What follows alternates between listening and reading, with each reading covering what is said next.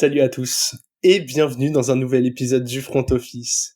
On se retrouve un peu plus tard que d'habitude dans la semaine pour parler NFL. On va faire un petit épisode un peu combo avec Alex. Salut Alex. Salut à tous, bonne année à tous. C'est vrai, je suis impoli mais nous n'avons pas revu entre guillemets les gens depuis cette nouvelle année, donc bonne année à tous.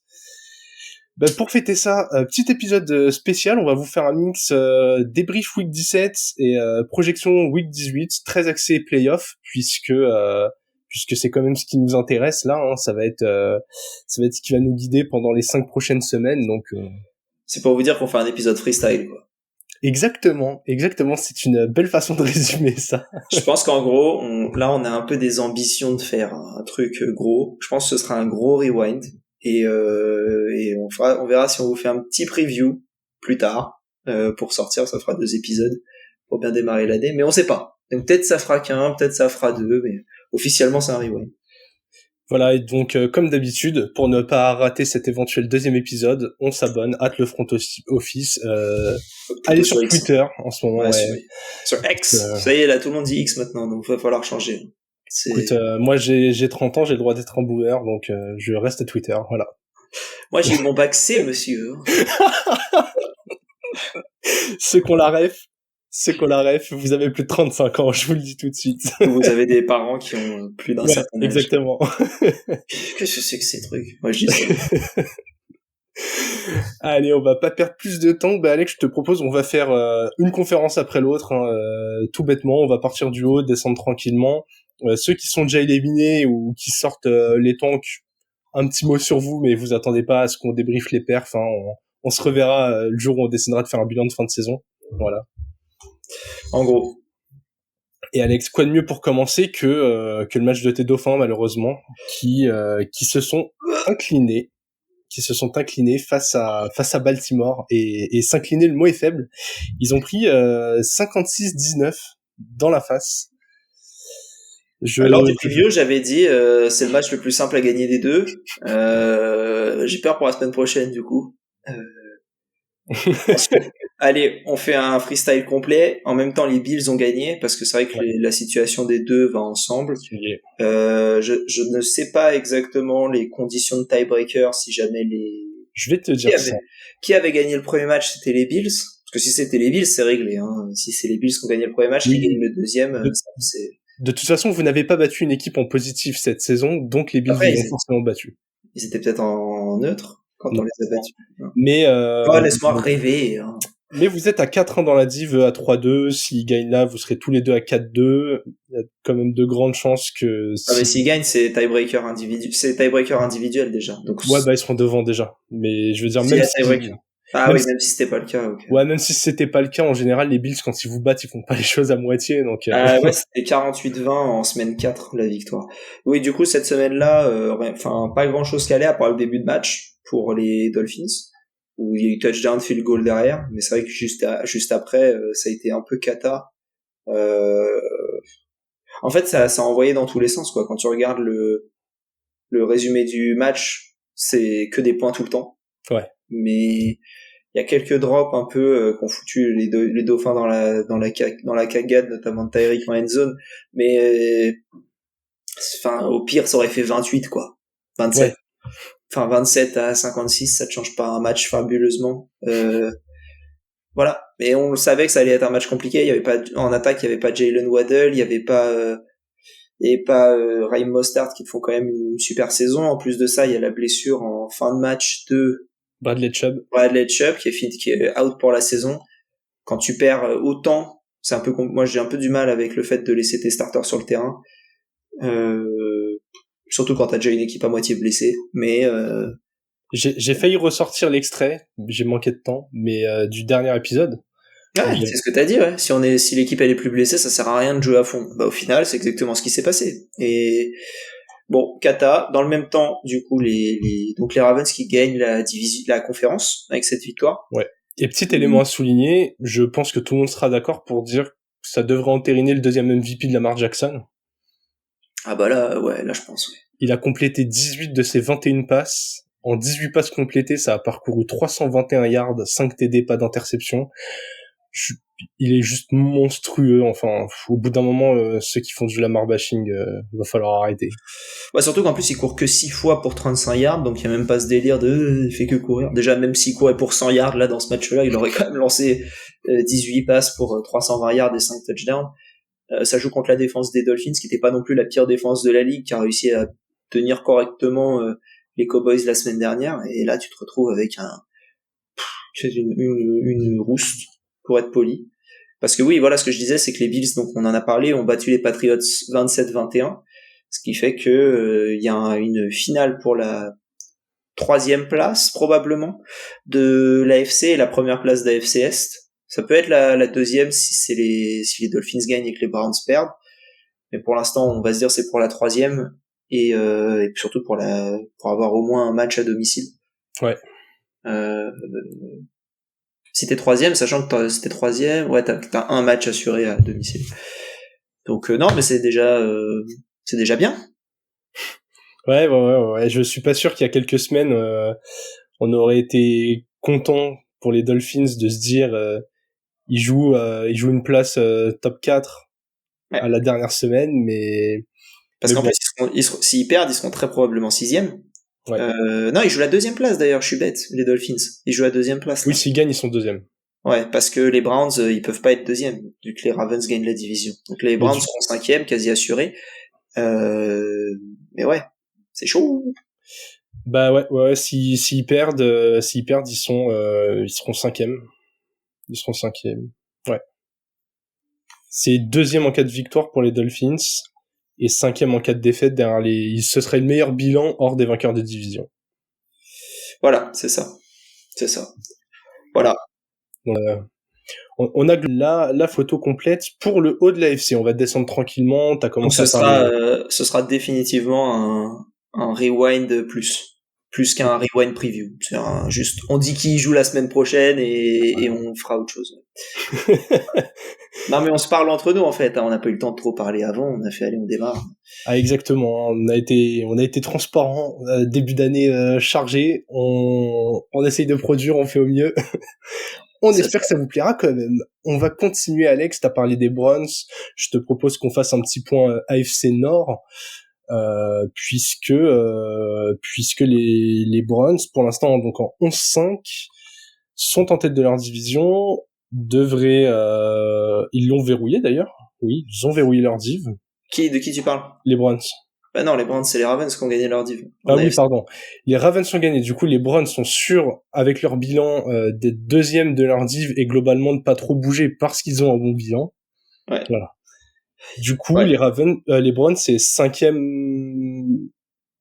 5 ou 6. Voilà, 5 ou 6. Et... En fonction du résultat des Bills et des Dolphins, si les Bills gagnent, et que les Browns perdent, t'as un monde où les Browns sont en dessous des Dolphins, je crois. À vérifier. Ouais, exactement. Si, ce serait ça, parce que les tiebreakers ne changeraient pas du coup, je pense, dans la conférence. Je vais regarder rapidement qui affronte les Browns. Les Browns, ils jouent les Bengals la semaine prochaine. Des Bengals qui ont été éliminés la semaine dernière des playoffs en perdant contre les Chiefs, qui eux ont verrouillé leur division. Alors je crois qu'elle était déjà bien tranquillou, mais là pour le coup elle est verrouillée. Il reste plus beaucoup d'équipes qui peuvent se qualifier. Hein. C'est très peu là-bas. Ouais, un peu cache-misère d'ailleurs, cette qualif des Chiefs, ils sont qu'en 10-6, ils battent des Bengals qui franchement ont pas fait non plus illusion très très longtemps. Hein. Browning, il a essayé d'assurer avec les outils qu'il a, mais globalement, on voit très clairement le manque de talent. Mais côté Chiefs, les problèmes se règlent pas, quoi. Tu gagnes le match qui était très très serré, tes receveurs ont encore droppé un ballon sur 2, enfin, c'était compliqué. Hein. Ouais. Du coup, Chiefs en 10-6 qui eux, donc ils ont verrouillé leur division. S'ils gagnent, ils seront du coup 3e. S'ils perdent, ils peuvent encore passer 4e au profit de l'équipe d'AFC Sud qui gagnera la division. Et vraiment, l'AFC Sud, c'est, je crois, la très, très grosse division. Ouais, les Chiefs sont en 10-6. S'ils perdent, ils passent en 17. Et du coup, entre Jaguars, Colts, Texans, il y a 2 de ces équipes qui peuvent être en 17. Les tiebreakers dans la Oh conférence... le bordel. Non, ça il y a trop. Là, il y a trop de possibilités. C'est un bazar monstre. Là, c'est vraiment, on verra ce qui se passe. Ou alors, vous suivez, comment il s'appelle, Tom Pelissero sur X. Et Ouais. en général, il te met tout un scénario pour que telle équipe soit deuxième, telle équipe soit troisième. L'année dernière, c'était l'année dernière où les Dolphins n'ont pas fait les playoffs ou l'année d'avant encore. Bref, je sais plus. Il y a une année où les Dolphins ne font pas les playoffs. Alors qu'ils ont 10 et quelques, ils ont 10 victoires, je crois. Ils avaient fait une liste avec tous les scénarios qui faisaient en sorte que les Dolphins n'allaient pas en playoff. T'avais genre 150 scénarios, il y en avait un où les Dolphins n'allaient pas en playoff, mais il était sûr qu'il allait se passer. Tu regardais le truc, tu voyais qu'ils te disaient, ah, faut qu'eux ils gagnent, ouais, bah, ça va se faire, eux qui gagnent, ça va se faire, eux qui gagnent, ça va se faire, et que les Dolphins perdent, bah, c'est sûr que ça va se faire. Et hop, ça faisait tout, mais c'était le seul scénario. S'il y avait un des trucs qui changeait, c'était, voilà. Mais, Le traumatisme. ouais, bon, au final, ça a servi à d'autres choses. Mais oui, donc tu parlais de l'AFC Sud ultra relevé. Ouais. Du coup, petit bilan. On va vous donner déjà le bilan des 3 équipes potentiellement encore concernées par les playoffs. Donc Jaguars, Colts, Texans, ils sont tous en 9-7. Pour l'instant, les Jaguars ont le tiebreaker dans la division avec un bilan de 4-1. Les Colts et les Texans sont en 3-2. Ouais. Et en semaine 18, je crois qu'il y a un Colts-Texans. Globalement, ouais. L'équipe qui gagne va en playoff. C'est normalement, je crois pas qu'il y ait de scénario où une de ces 2 équipes gagne et n'y va pas. Là, en 17, faudrait un sacré enchaînement. Ouais, encore une fois. En gros, l'équipe qui gagne y va. C'est selon NFL.com. L'équipe qui gagne a supérieur à 99% de chances d'aller en playoff. Donc en gros, s'ils gagnent, ils y vont. Voilà. Sachant que les Jags jouent les Titans, normalement, ça devrait gagner. S'ils gagnent, du coup, ils valideront la division. Ils auront le même bilan que le vainqueur du match dont on a parlé. Ils seront à 5-1 dans la division. Globalement, ça joue pour un spot de wildcard entre Colts et Texans. Ouais. Il y a aussi les Steelers qui ont battu les Seahawks cette semaine, qui restent dans la course. Alors, je sais pas le scénario qui fait en sorte qu'ils restent en playoff. Parce que ça m'a l'air d'être assez faiblard. Je pense qu'il faut que les Jaguars perdent et que eux ils gagnent. Je pense que ça doit être ça le scénario potentiel, parce que je vois pas autre chose qui fait en sorte qu'ils passent, parce qu'ils ont pas le tiebreaker contre les Colts, ils ont pas le tiebreaker contre les Texans visiblement. Est-ce qu'ils l'ont contre les Bills? Une défaite des Bills et une victoire des Steelers, s'ils ont le tiebreaker, ils pourraient passer devant les Bills en étant tous les deux à 17. Possible. Et du coup, ils pourraient être 7e en fait en cas de défaite des Bills et passer devant le perdant de Colts Texans. C'est vraiment des belles questions tout ça. Là on fait vraiment à l'arrache. Ouais, ils ont même pas le tiebreaker contre les Jaguars parce que les Jaguars les ont battus. Donc c'est même pas avec ça que tu passes. Je vois pas comment tu passes. Bah, c'est les Steelers. Les Steelers, je vois un seul moyen que tu passes, c'est un nul Colts Texans et une victoire. C'est le seul truc que je vois passer pour qu'ils passent. Après, c'est mon running gag. Est-ce l'essentiel? Saison encore positive pour Mike Tomlin, ouais. Ça y est, c'est verrouillé. C'est verrouillé, c'est positif, donc ça passe. Bon, voilà, globalement. Les Steelers jouent les Ravens en plus, qui n'ont rien à jouer. Ouais. À part à sûrement reposer tout le monde et essayer de battre les Steelers pour les empêcher d'aller en playoff. Hein. Parce que retirer une équipe de ta division de playoff, c'est toujours bien. Ouais. Surtout une équipe comme les Steelers. Je pense que t'es les Ravens, t'as plus envie de jouer les Colts et les Texans que de jouer les Steelers. Donc ouais, non, c'est bien. Puis ils ont peut-être que les Ravens avec Tyler Huntley ont le meilleur quarterback du match si Lamar Jackson ne joue pas. Ah, j'ai eu peur, ok. Oui, possible. De toute manière, là, c'est bataille des backups qui risque d'arriver. Du coup, on a eu les Broncos, on a eu les Bengals, on a eu les Riders qui ont été éliminés cette semaine. Ou les Riders la semaine dernière. Les Riders, je pense pas que les Riders y restait beaucoup de scénarios où ça passait, mais je mettrais pas un, ils sont perdus. Okay. Voilà. Du coup, et dans l'ordre du tanking picture, si on veut, parce qu'on a fait la playoff picture, maintenant on peut faire la Caleb Williams picture.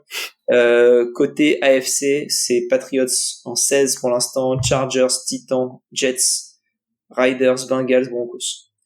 Voilà. à mixer évidemment avec les équipes des NFC dont on va peut-être pouvoir parler maintenant. Écoute, magnifique transition. Je te fais le tanking picture côté NFL, côté NFC. C'est Panthers, mais le pick va aux Bears, qui ont du coup le pick numéro 1 verrouillé. C'est fait. Il n'y a magnifique. pas de scénario, voilà. À moins que les Patriots arrivent à perdre 3 fois la semaine prochaine. Il n'y a pas de monde où, voilà. Ensuite, on a les Cards, les Commanders, les Giants et les Bears. Entre Cards, Patriots, Commanders, Chargers, Titans, Giants, ces 6 équipes-là se jouent le pick numéro 2, avec en tête de ligne quand même les Pats, les Commanders et les Cardinals. Donc t'as une de ces 3 équipes qui peut potentiellement drafter un QB de l'avenir. Je pense que les Pats et les Commanders en font partie, bien comme il faut. Voilà. Ouais, ça va être très intéressant. Je propose, voilà, t'as fait le point tanking. Quand même intéressant de dire un mot sur ces quelques équipes, hein, vu que c'est probablement la dernière fois de la saison qu'on en parle. Donc tu l'as dit, les Panthers avec leur défaite, leur cinglante défaite, ils ont pas marqué de points contre les Jaguars, alors que les Jaguars étaient quand même pas au top de leur forme. Ça verrouille le pic pour les Bears, des Bears qui sont encore en course pour les playoffs, on en parlera, et qui vont encore avoir l'opportunité de monter potentiellement un gros trade. Ça va être une des plus grosses histoires à suivre sur cette intersaison. Qu'est-ce que les Bears vont faire avec ce numéro 1? On aura le temps d'en parler. Moi, j'ai bien une petite idée avec tout ça. Sans déconner, faut qu'ils descendent de 1 ou 2 places et qu'ils draftent Marvin Harrison. C'est...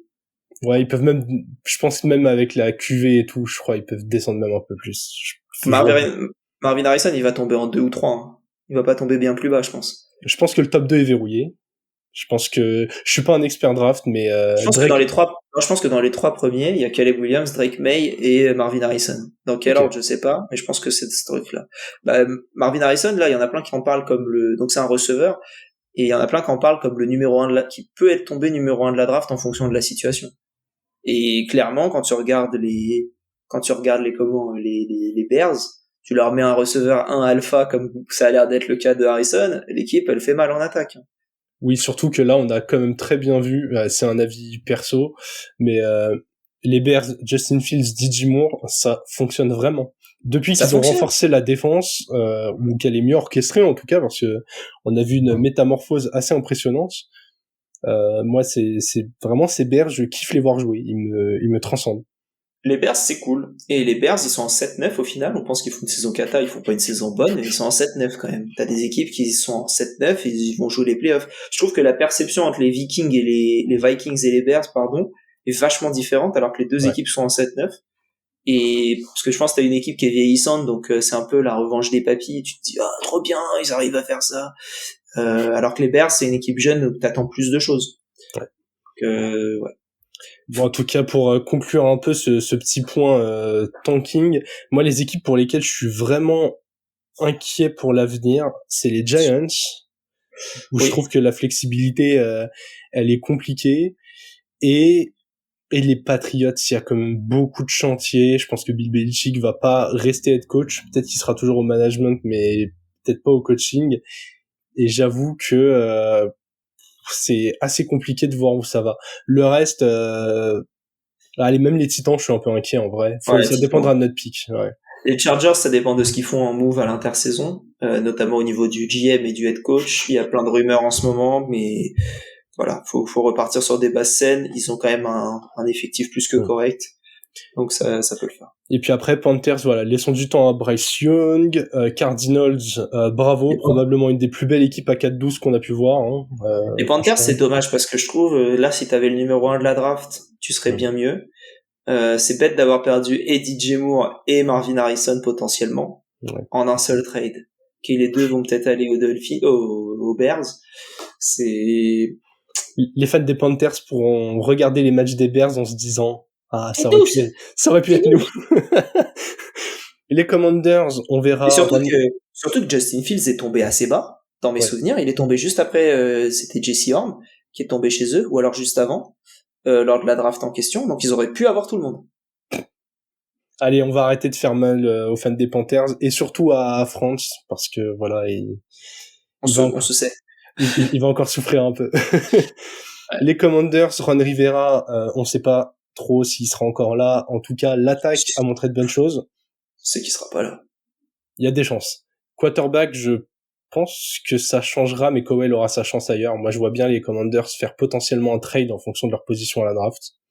Ce sera pas un trade pour grand chose, je pense, mais parce que Howell, je pense qu'il récupère, il vaudra pas plus que sa valeur de draft, qui était un 3e. Je pense qu'il vaudra à peu près ça. Ah oui, non, je pense qu'une équipe ira le chercher, mais je veux dire que eux, je les vois bien, s'ils ont le 5e choix, essayer de monter en 2 et de prendre un... Ah oui, totalement. De mettre un package, leur 5 plus McLaurin contre, tu vois, le même genre de package que les Panthers. Peut-être qu'ils seront les Panthers de l'année prochaine. Ouais. Et puis... On passe en NFC, du coup? Ouais, on remonte dans le classement là. Donc du coup, à l'année prochaine pour les fans de toutes ces équipes, on vous voit après le Super Bowl. Voilà, on peut clairement le dire comme ça. C'est à peu près l'idée, ouais. On remonte en NFC et nous avons des Niners en 12-4 qui trônent tout en haut. Alex, ces Niners, est-ce qu'ils t'impressionnent vraiment? Est-ce que tu te dis que c'est l'épouvantail de la NFC ou est-ce que t'as une équipe que tu vois plus dangereuse? L'épouvantail de la NFC? Ouais. Ouais, pour moi, c'est les Niners. Okay. L'épouvantail de la NFL? Non. Pour moi, c'est les Ravens ou les Browns. C'est-à-dire que c'est les deux équipes que j'ai pas envie de jouer, c'est les Ravens et les Browns. Le reste, ça passe. Les Niners, ça me ferait chier, hein. Attention, Cowboys aussi, mais vraiment, les deux équipes en AFC, là, c'est angoisse. Mais ouais, non, les Niners, c'est beau. Donc là, ils ont verrouillé la tête de la NFC. Ouais. J'ai entendu qu'ils allaient reposer tout le monde et qu'ils allaient quand même avoir une bye week. Donc c'est beau le tiebreaker. Ils ont le tiebreaker sur les Cowboys, les Lions et les Eagles quand même. C'est pas rien. Donc c'est bien. Ouais, c'est cool. C'est cool. Mais ils ont le tiebreaker tout simplement parce que dans la conférence, ils sont en 10-1. Voilà. J'ai le bilan dans la conférence sous les yeux, ils ont tapé tout le monde en NFC. À peu près, ouais. Ils jouent les Rams cette semaine, donc ils peuvent éventuellement faire 10-2, mais voilà, c'est pas... On verra. Parce que les Rams qui sont qualifiés en playoff aussi. Qui se sont qualifiés en playoff. Je ne savais pas. J'ai vu ça là, tout de suite, en battant les Giants 26-25, donc c'est-à-dire que, voilà. Ils ont réussi à se qualifier, ils auront la 6 ou 7e place, ils auront pas mieux, ils auront... Ouais. 6 ou 7, ça dépend s'ils perdent ou pas. S'ils gagnent, ils ont la 6e place. Sachant que, comme tu l'as dit, maintenant qu'ils sont qualifiés, il y a de grandes chances que ce soit un match où les titulaires ne seront pas plus mis que ça à contribution, quoi. Tu vas pas prendre le risque d'une grosse blessure. Ouais. On verra les répétitions. T'as parlé d'un trio derrière les Niners, Cowboys, Lions, Eagles, 3 équipes en 11-5. Les Cowboys qui ont battu les Lions, c'est un des matchs les plus tôt de la semaine dernière, 20-19. Les Lions auraient clairement pu remporter ce match. Il y a eu un call assez étrange en fin de match. Derrière, ils ont retenté la conversion à 2 points de très loin. Ils auraient pu emmener le match en prolongation. Mais clairement, vu qu'ils savaient qu'ils allaient gagner la division et qu'ils ont un meilleur bilan que tout le monde, globalement, ils jouaient pour la 2e ou 3e place. J'ai pas l'impression que ça faisait une diff énorme pour eux. Ça faisait une diff pour les Cowboys, je pense. Mais pour les Lions, peut-être un petit peu moins, même si c'est toujours mieux d'être 2e plutôt que, voilà. T'as parlé des calls, des différentes décisions arbitrales. Les arbitres de ce match-là ne feront pas les playoffs. Ouais. Ça a été décidé. Donc ça veut bien dire que c'est une décision catastrophique qui s'est passée. C'était en gros un joueur offensif qui s'est reporté comme éligible receveur. Et l'arbitre a dit, non, c'est l'autre. Il s'est reporté, alors que l'autre ne s'est absolument pas placé comme il fallait pour être receveur. Donc ouais, ça a aucun sens. C'est cata. C'est encore une fois, hein, on parle beaucoup du professionnalisme des arbitres. On n'est pas en mode ça nous a niqué notre équipe ou je sais pas quoi. Mais c'est plus en général où t'as vraiment un gros problème dans cette ligue. C'est quand même dingue d'avoir une ligue qui est là toutes les semaines pendant 6 mois de l'année quasiment. Et t'as pas des arbitres professionnels. Mais c'est ça qui est dingue, si encore, et j'ai envie de dire, même, elle est là 5 mois dans l'année, ok. Mais c'est une ligue qui fait de l'argent, quoi. Je veux dire, demain, là, comme ça, C'est comme si toi, tu sortais du taf et le week-end, tu disais, bon, attends, vendredi soir, là, j'ouvre le code avec les règles et je révise vite fait. Ce week-end, je vais aller arbitrer un match. Enfin, franchement, c'est lunaire de faire ça. Ouais. Je comprends pas comment on peut en arriver là. En tout cas, vraiment, j'ai été bon sur notre dernier épisode. J'avais dit, ouais, les Eagles. T'es tout le temps bon, Jérôme, tout le temps. Non, c'est très gentil. Des fois, je dis des grosses conneries, mais là, je sais pas. Cette semaine, vraiment, j'avais le mojo, j'avais la vision globale. Mais ouais, les Eagles qui se sont inclinés contre les Cardinals. J'avais dit attention, ces Eagles, ils me rassurent pas, ils sont pas sur une bonne dynamique, ils jouent une équipe un peu chiante. Patatras, les pieds dans le tapis, les Cowboys qui passent devant. Sur les 5 derniers matchs, ils sont en 1-4. Et franchement, la défense des Eagles, ça fait flipper. La défense contre la passe, mais même contre la course d'ailleurs, parce que James Conner leur a marché dessus. Ouais. C'est marrant quand même. Une équipe qui a rien à jouer contre une équipe qui a un peu encore pas mal de choses à jouer, parce que s'ils gagnent, ils sont deuxième, pas assurés, mais voilà. T'arrives à perdre ton match en te faisant, comme tu dis, rouler dessus, et pas que par James Conner. Ils se sont fait rouler dessus par aussi le rejet des Jets de Michael, qui est Michael Carter. Ouais. Pas énormément, mais 7 portées pour 61 yards, c'est pas non plus rien. Ils se sont fait torcher par Greg Dortch qui a pas mis son touchdown, mais voilà. Ouais, moi je suis très étonné de ce match-là. Alors par contre, doublé de Julio Jones. Ça, quand j'ai vu le match au début, je me suis dit, mais attends, il se passe quoi? Parce que quand tu regardes le début de match, tu te dis que ça va être Ouais, une balade de santé, hein. Franchement, ils avaient pris l'avantage bien. 21-6 à la mi-temps. Mais après, t'as le troisième quart qui arrive. Le troisième quart, ils prennent 15 points, ils prennent un 15-0 contre des Cardinals. Parce que tu prends 15-0 contre des Cowboys en retour de mi-temps, je veux bien, mais contre les Cards, j'ai un peu du mal. Même si, belle équipe, ouais. Les Cardinals, loin de moi l'idée d'évaluer tout le travail de cette équipe-là. C'est une équipe où je me dis, j'ai envie de voir ce qu'ils font dans les années à venir. Pour moi, là, la dernière fois, on parlait des Texans, qui étaient un peu les Lions il y a un an. Pour moi, les Cards, c'est les Lions d'il y a 2 ans. Et du coup, j'ai hâte de voir ce qu'ils font dans 2 ans. Avec de l'avance sur le poste de quarterback, où je pense Kyler Murray est un vrai talent. On a souvent remis en cause son professionnalisme, même nous on a pu se poser des questions, il y a eu la grosse blessure. Mais là, quand tu vois toutes les blessures qu'il y a eu chez les QB, les méformes de certains, l'instabilité dans certaines franchises, mais moi je suis les Cards, je vois le contrat de Kyler, je fais ouais, ok, on le paye un peu cher par rapport à un Lamar ou quoi. Pas mais tant que ça, parce que Lamar c'est très plus cher au final. Ouais. Au final, Lamar c'est plus cher. Tous les QB qui arrivent, ils vont être payés plus cher. Dak, il va être payé plus cher. Alors attention, Kyler, il a rien prouvé réellement encore à haut niveau. Enfin, à haut niveau, j'exagère, parce que la NFL, il n'y a pas plus haut. Mais ce que je veux dire, il a pas prouvé en playoff. Du moins, je crois pas. Mais voilà, là, il revient de sa blessure tranquillement. Il fait une ligne de stats qui est quand même assez clean. 25 sur 31, 232 yards, 3 touchdowns, un pick six par contre. Ouais. Mais le pick six, c'est à moitié de sa faute. C'est un pick six de 99 yards, donc c'est un pick six dans la end zone et t'as personne qui a réussi à l'arrêter sur le chemin du retour. Ouais. Notre ami Brun. Donc bon, c'est voilà. En tout cas, les Cards, encore une de ces nombreuses équipes qui pourraient être intéressées par un petit Marvin Harrison. Je pense que tu mets ça là-dedans, bien coaché, ça peut être pas mal. Pour le coup, je trouve que oui, parce que tu mets ça là-dedans, s'ils ont le deuxième choix et que les Bears décident de descendre. S'ils descendent les Bears, de manière, tu montes pas pour un receveur. Enfin, je veux bien que tu monteras pour un QB. S'ils ont le 2 ou le 3e pick, t'as une grosse chance qu'ils puissent l'avoir. Ouais. S'ils l'ont, oui, effectivement, là, ils se retrouvent avec Marquise Brown. Pour moi, c'est un très bon receveur 2.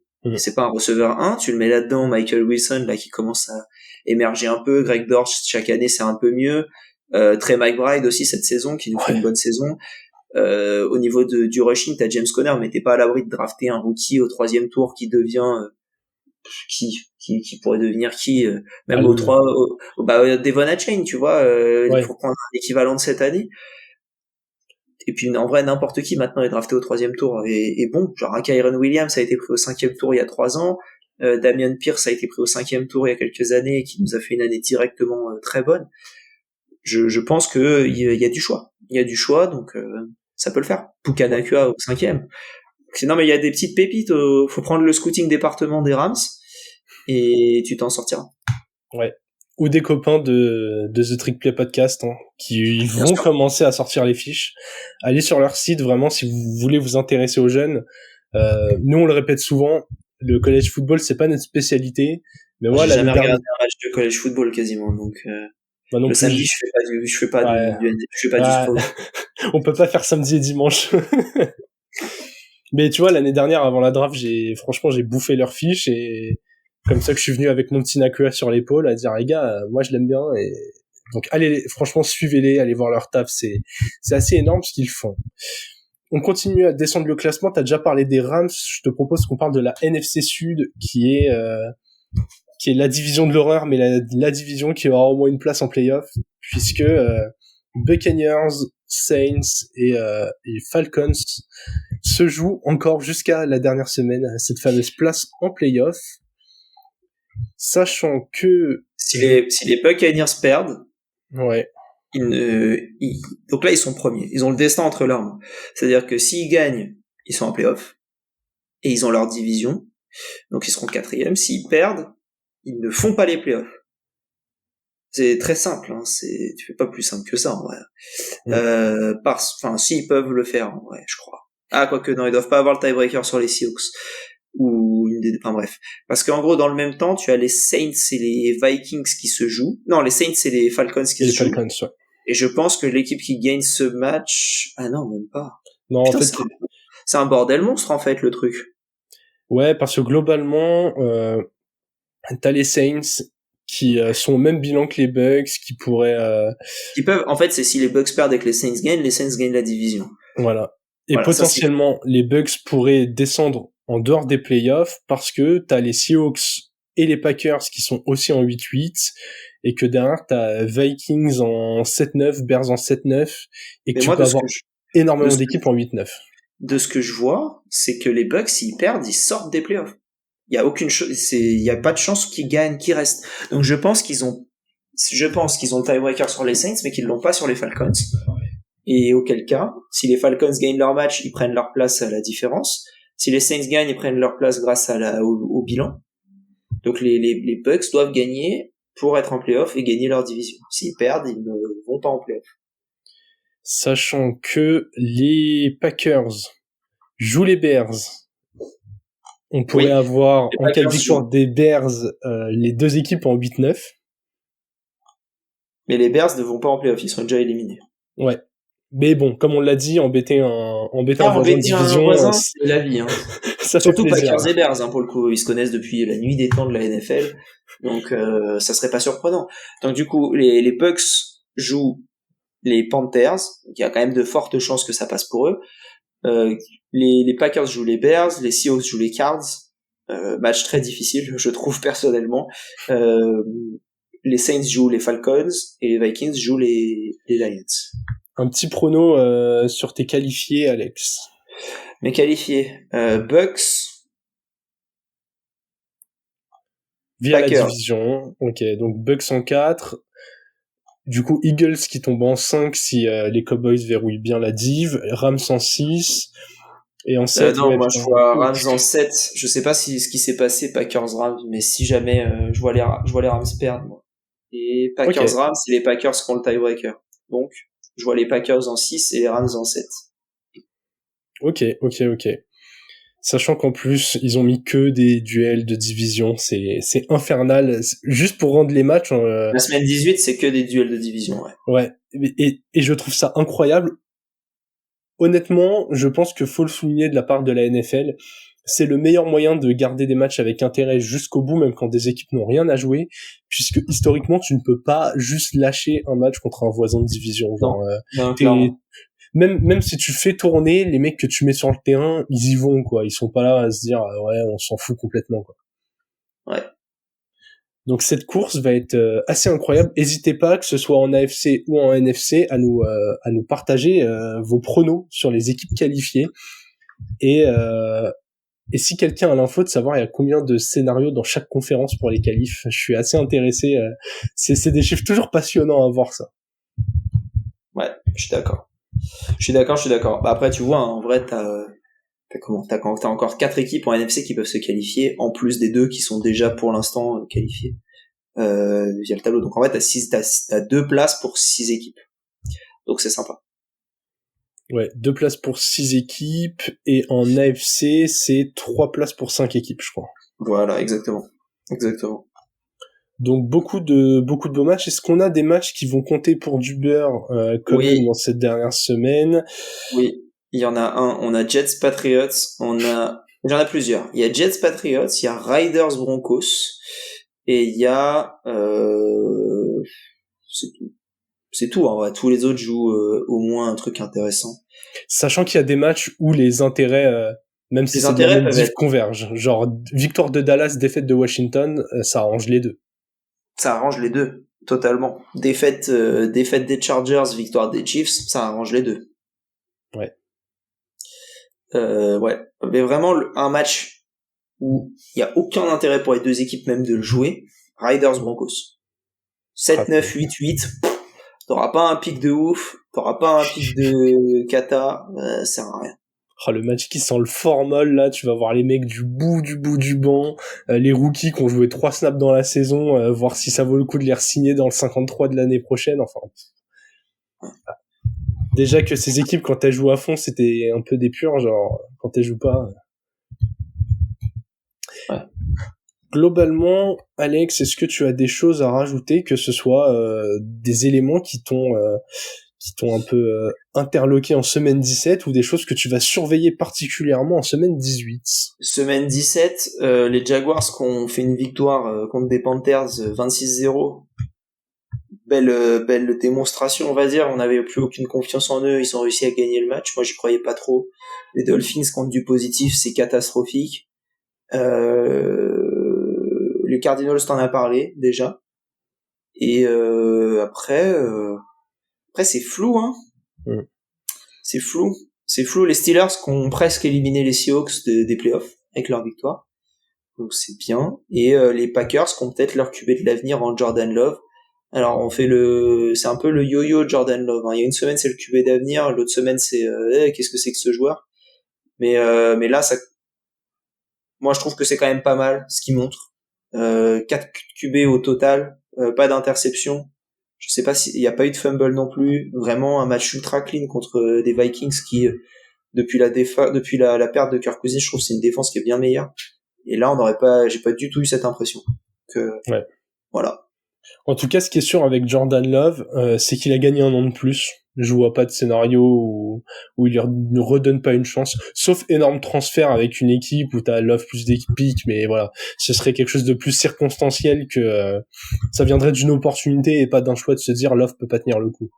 Ouais, exactement. Écoute, je vais faire comme toi, je vais essayer de souligner 2-3 petits points rapidement. Attention à cette équipe des Bears à l'avenir. Je pense vraiment que ça construit quelque chose de pas mal, et que Justin Fields est un franchise quarterback. Je suis pas loin de penser qu'il a fait son meilleur match en carrière là contre les Falcons. Alors que côté Falcons, il faut un QB, sinon tu vas gâcher trop de talent. Ouais. Autre petit élément qui me paraît assez sympa. Encore une fois, va falloir je l'ai déjà dit tout à l'heure, hein, mais vraiment, Mike Tomlin, le boulot qu'il fait, enfin, cette saison, il a encore joué avec Kenny Pickett, Mitch Trubisky et Mason Rudolph. Mettez un QB juste du tiers du dessus là-dedans, ils sont candidats au titre tous les ans. Je comprends même pas qu'il y ait pas eu d'investissement qui a été fait dans ce sens-là. Ouais. Genre là, au bout d'un moment, ça se voit, en fait, c'est une évidence. Il n'y a pas de... Je comprends que tu as envie de faire confiance à ton choix de draft, et c'est quand même bien de se dire j'enterre pas un jeune direct, mais là, la timeline des Steelers, elle est maintenant. Leur défense, leurs joueurs, ils sont à leur apogée là, les TJ Watt, les Minka Fitzpatrick, genre c'est maintenant. C'est pas dans 4 ans qu'il va falloir leur mettre un bon QB. Ouais. Et dernier élément que j'ai envie de souligner, j'ai quand même hâte de savoir qui seront les starters en week 1 de chaque franchise l'année prochaine. Bonne question. Vraiment, je pense qu'il y aura beaucoup de changements. Ouais, en vrai, tu peux voir quelques équipes où tu peux te poser la question. Hein. On peut faire la liste directe. Les Patriots, on sait pas. On sait. En fait... On sait que ce sera pas un des QB de l'effectif. On connaît pas le starter. Mais... Voilà. Mais en gros, si je fais dans l'ordre un peu, l'AFC d'abord, Patriots, on sait pas qui ce sera. Chargers, on saura. Titans, on a une idée, mais on n'est pas sûr. Les Jets, on a une idée, on est presque sûr. En week one, on est sûr quasiment que ce sera Aaron Rodgers, mais on verra. Les Riders, on sait pas. Les Bengals, on sait. Les Broncos, on sait pas. Et ensuite, si je vais de l'autre côté, les Panthers, on sait. Les Cardinals, on pense savoir. Les Commanders, on ne sait pas. Les Giants, on sait pas. Les Bears, on pense savoir, mais on n'est pas à l'abri d'un trade surprise. Les Texans, on sait. Les Steelers, on sait pas. Les Seahawks, on pense savoir. Les Saints, je sais pas. Ah ouais, les Saints, je sais pas du tout. Et contractuellement parlant, je pense qu'on sait, mais je sais pas. Les Vikings, on sait pas. Les Falcons, on sait pas. Les Colts, on pense savoir, hein, ça risque d'être Anthony Richardson au retour de blessure, mais t'as d'autres chances. Les Bills, on sait. Les Jags, on sait. Les Bucks, ce sera peut-être Baker Mayfield, mais on sait pas. Les Packers, on sait. Les Rams, on sait. Eagles, Lions, il y a un doute encore. Ils vont en playoff, mais je pense qu'ils vont garder Jared Goff. Ouais, je pense quand même. Cowboys, on sait. Niners, on sait. Ravens, on sait. Dolphins, Chiefs. Et après, les Browns, on pense savoir que ce sera Voldemort. Mais ouais, vu le contrat, vu les petites choses qu'il a pu faire cette année quand même, je pense que juste il aura pas une marge de manœuvre, on va le dire gros, on a trouvé un vétéran qui envoie des TD à foison, ça peut arriver encore si c'était pas bon. Ouais. Voilà, ben Alex, je pense qu'on va se laisser là-dessus. On a fait un beau balayage comme ça de la carte semaine 17, semaine 18. N'hésitez pas à nous dire déjà si le format vous a plu, hein, parce que c'est totalement improvisé de notre côté, mais si c'est quelque chose qui vous plaît, c'est des choses auxquelles on pourra songer à l'avenir. Je le rappelle, pensez à vous abonner @ le front office. Allez en ce moment sur Twitter. Globalement, c'est là où vous avez toutes les annonces. Comme ça, vous ne ratez pas un éventuel autre épisode qui viendrait sauvagement. On ne garantit rien, mais voilà, ça pourrait arriver. Ouais. Il y aura probablement pas de Game Zone ce mois-ci, comme ça je vous préviens, et parce que vacances à la semaine en question, et que les autres semaines c'est un peu galère.